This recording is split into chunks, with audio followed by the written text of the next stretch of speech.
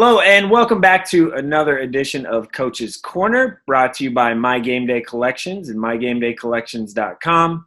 Their styles are comfortable and an alternative to women's basic t-shirts and hoodies. They also offer royalties on all gross sales, up to 8% for the schools that sign up to them, and that's mygamedaycollections.com.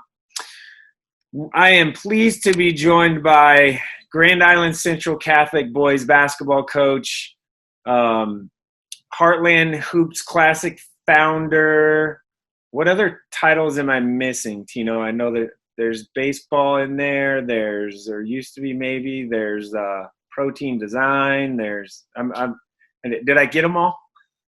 Yeah, formerly baseball. I don't dive into that anymore. But we really just want to talk about basketball. So Grand Island Central Catholic, you guys had a really nice year last year. You returned a lot.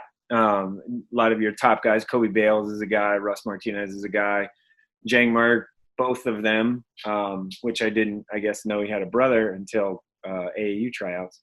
But you guys should have a really nice crew coming back. How have, I guess, the last month or so of workouts gone so far? They've gone well. I went from the state championship game until June 15th without really seeing them. We did some Zoom things in between that time and being able to get on the floor. So we did a couple weeks of individual workouts and small groups. It was nice to get a ball back in their hand, get back in the gym, and then started with some team activity a few weeks later. And so it's been good. It's you can definitely tell that they had some time away from not just basketball, but time away from activities in general, because it took a little bit of days and different things to get them back in shape. The goal obviously is a state title, right? Like in 2021, you were one step from that last year, and you, like I said, you returned a lot of your key pieces. How do you take that next step? What's going to be the thing besides, I guess, not running into a buzzsaw like you did? Yeah, no, I mean, I think every year every team probably starts out with that goal, and it's more realistic for some teams than others. That's definitely our goal. We still have some of the same obstacles. We don't know if we're going to be C1 or C2. We're right on the bubble. But if you're C2, you still got to go through BRLD and Lucas Vogt and Dylan Butler. And then if you're C1, you still got to deal with the likes of Auburn and all the other quality opponents in C1. So we're definitely going to try to approach the rest of the summer and hopefully make it through football healthy, and then start the season with that goal in mind. But a lot of teams have that goal, and what separates a lot of teams is what you're willing to do in between now and then to get there. So definitely that's on our mind, but we have a lot of other things in front of that needs to happen first. Right.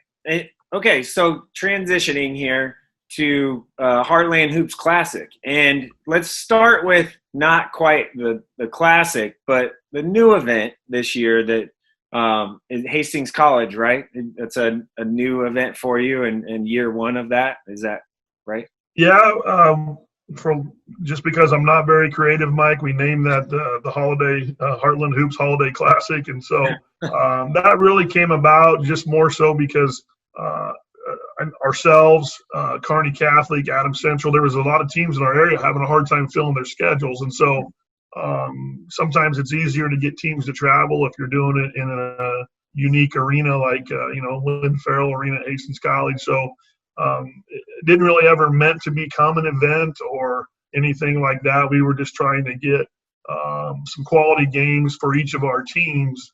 And it ended up happening at Lynn Farrell. And it actually ended up having some really good games, I think. And again, along the same lines as what we do with the Heartland Hoops Classic, there's some unique matchups. We're playing Scott. Adams Central is going to play Chase County. UTAN's going to play Donovan. And Amherst is going to play Sandy Creek. So I think the matchups are unique and could draw some interest. But it was never meant to take off in an event type status like the Heartland Hoops Classic we do in February. Right. You guys in Scott used to, I don't know if they did last year, I can't remember. They came out for the opening weekend kind of jamboree stuff, right? And played you guys in your guys' deal? Not the jamboree, but the opening weekend of the season, we have what's called the GICC Early Bird Tournament, and they used to be in that for a number of years, and we had played them a couple of times, but it's been a few years, mostly because we had to reduce that down to 4 teams, and so it's just us, Omaha Gross, Norfolk Catholic, and Lincoln Lutheran in that opening season one. So yeah, we used to run into Scott occasionally. Right. That'll be a fun matchup because, I mean, obviously they lose Tyson Gordon, but they bring back Charlie Fletcher and Luke Scarr. That's a neat. Just going through that matchup in my mind right now, I'm like, yeah, all right, it's intriguing. Okay, Heartland Hoops Classic, 2021. We're everyone, obviously, including myself, because I love that event. Is hoping that it happens, specifically because of the big time matchups that you have. Millard North, Oak Hill. That's obviously the one that I'm looking forward to the most. So run down kind of the matchups first, and then we can talk a little bit about them.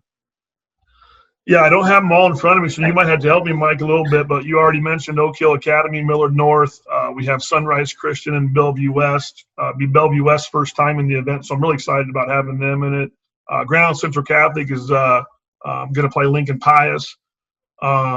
We have so I'm going to run into a blank now. We got Loomis versus gosh, I can't think of who they're playing off the top of my head. Do you know, Mike? Now, Elkhorn North and St. Paul is playing. Elkhorn North, St. Paul is one of them. We got 7 games signed. I'm going to forget a couple. We got BRLD Auburn, Mike, and that is going to be hopefully one with both of those win streaks intact. That'll be a big game in the C1, C2 landscape. And I can't remember who Loomis is playing off the top of my head, Mike, but Loomis returns everybody, and they're going to have a really good team. I just can't remember who they're playing. Yeah, that's okay.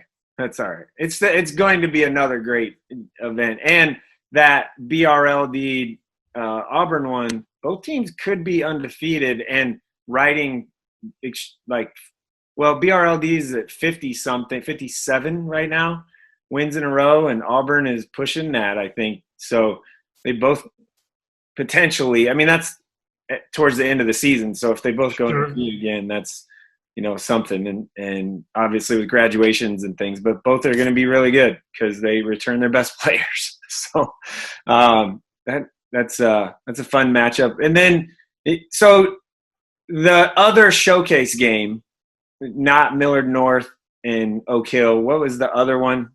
The other one would be Bellevue West and Sunrise Christian. That's right. Okay, yeah. And that, I mean, how did that – Sunrise obviously came back. They were on a 2-year contract. Is that right? Is that how you do it? Yeah, they really weren't on a 2-year contract. What happened is Luke and I have just become good friends. And so Luke likes to come to the event. And, we obviously are willing to host them anytime they're willing to do it. They've got some great, really, really good commitments to come to Sunrise. So I think their roster might be as good as they've ever had, to be quite honest with you, even though they've lost names like Infeli Dante in the last couple of years. But I expect Luke's team to be very good. And obviously, this Bellevue West being the defending state champion. And I know Millard North gets a lot of the hoopla around, but Bellevue West has some Division I names on their roster as well. So looking forward to having both Millard North and Bellevue West represent Nebraska on that level. That Bellevue West Sunrise game, you have Chucky Hepburn for Bellevue West, obviously going to Wisconsin, and Grady Dick is Wichita product that transferred to Sunrise. He's a top 50 player in the country. He's phenomenal. He actually has some family in Omaha. So, oh really? So that's a pretty good matchup. Are they looking to move to Grand Island or? No? Maybe go to Central Catholic or what? I don't know if they have any Catholic in their family or not. But. And Oak Hill, Millard North. Millard North was in it last year. Represented themselves, I think, really well. I lost, but it was kind of one of those that maybe you might not hear, but I hear more of like, oh, that team has no shot of the local team, right? Playing against the outstate team and the big name and all that. Oh, they have no shot. I mean, this team behind me, the Omaha Central guys did pretty well. And they were the first kind of that everyone thought, no way they're beating Oak Hill. No chance. And then, boom, they did. And now it kind of is. And then Central played well again, and Millard North played well. So what goes into making those matchups, I guess, in your mind? Is it just looking at who's got the talent, or is there more to it? Well, there's really not. I mean, we went a few years without having Right. a Nebraska team represent us, and that's because, you know more than I do probably about that, Mike. I just didn't feel that we had that caliber of team Right. in Nebraska. But obviously, with what Millard North had a year ago, and actually Sean McEldoon from IMG, the head coach, he said that Hunter Salas and the Merle kid, they were as good of players as they played all year. So, I mean, Millard North definitely had the pieces, and I think obviously they do again this year. And then Bellevue West, I think, does too. But it's more about, if we have the talent pool in Nebraska on one team, that Omaha Central team you mentioned, many of those guys are still playing today, some for money. Right. So there was clearly a lot more talent on that team than what people probably knew before that year. Mm-hmm. They knew about Akoya Gal, but they didn't realize how good Trayshawn Thurman and Tradeon Hollins, all those guys were going to become. And so that was a great game for Nebraska. And then if you remember, a couple years after that, Oak Hill made their return trip, and Omaha South had them on the ropes up until the last minute or two of the game. And so Nebraska's done very well in those matchups we put together. Yeah, it's always fun to see those kind of outstate things, and really it's something that we in Nebraska, we don't get to experience that a lot. I mean, your Sunrises and IMGs and La Luminaires, all those places nationally, they travel and play in big events like that. They're used to it, and this is like the Heartland Hoops Classic. Playing in that is a special thing for kids from Nebraska. They want to play in it. I get messages, I'm sure you do, from kids like, we want to be in this game, like we want to be in this event. So it's a great thing that you've put together and kind of started. I enjoy every minute of being there, even though I wake up at like 5:30 in the morning to get there. Yeah, we've appreciated the coverage over the years too. It really has become an event that Oak Hill and IMG, those type of teams, Sunrise and they reach out to me now, because even though they go to those types of events, they don't play in front of once in a while they go to the one in St. Louis where there's a big arena, but when they come to Grand Island, it's the biggest crowd they play in front of all year long. I've been to the Dix National Tournament a couple times, and there's 500 people there. Yeah, if that thing was held in Grand Island or Omaha or somewhere, that thing would be sold out. So, so we're very fortunate that we have good basketball fans in general around here. Yeah, the Dix is it's a high school gym, small high school gym. The finals used to be at Madison Square Garden until a couple of years ago. But. Right. Okay, so let's have a little fun. This is how I did. I don't know if you've seen these at all, but this is how I kind of end these. I'm going to have two funny questions. The first one is more GICC related. Not the most talented, but favorite player you've ever coached.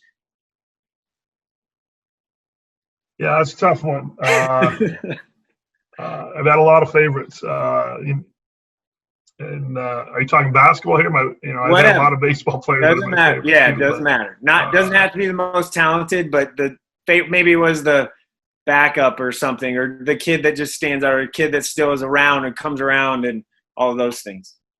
Yeah, we have a kid that comes around a lot and still lends his time to the program named Colin Toner, that played a handful of years ago.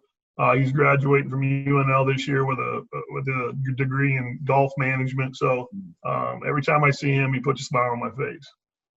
Perfect. That's good. See, that's an answer. A lot of coaches give me like, well, it's hard, and there's this guy and this guy and this guy, and they list off 20 guys because they don't want to make anyone mad. Yeah. Thank you for just giving me one answer. Well, it was extremely difficult. I will contend with that. So. All right. Heartland Hoops Classic now. Favorite matchup that you've put together? Well, I just think just because it probably put us on the map, I gotta probably name that game you mentioned, Omaha Central versus Oak Hill Academy in the first year that we brought in a national team. I believe that was 2013. Mm-hmm. Yeah, that was fun. Definitely not GICC versus Lincoln Pius. I can tell you that. That's not my favorite one. Hey, they're going to be pretty good. Like they really are. Like they're going to be good next year. So yeah, I know. Good luck with that one.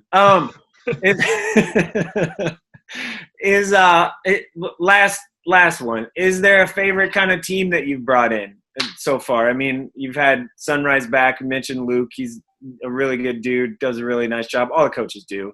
And really, I mean, you've had what, I guess 3 different programs back. So is there a favorite team that you've seen play or player maybe? Probably the favorite team I had was, I put my friendship with Luke Barnwell aside, that I'm always happy to have them. But when Dwayne Bacon came with Oak Hill Academy, for a while, I think he was the #1 rated player in that class. And I've also become friends with Steve Smith over these years. So I think that year he brought Dwayne Bacon, which was also the first year I went to the Dick's Sporting Goods National Tournament. So I think that was my favorite player and team that has come through. Yeah, that was that 2013 year. Yeah, I still have a picture on my phone of Omaha Central celebrating in the locker room after that win. I got that picture too. I think you sent it to me. So yeah. All right, Tino, I appreciate it, man. Thank you very much, and hopefully see you soon. And yeah, appreciate the time and all you do for basketball and sports, Mike. All right, thanks, Tino. Have a good night.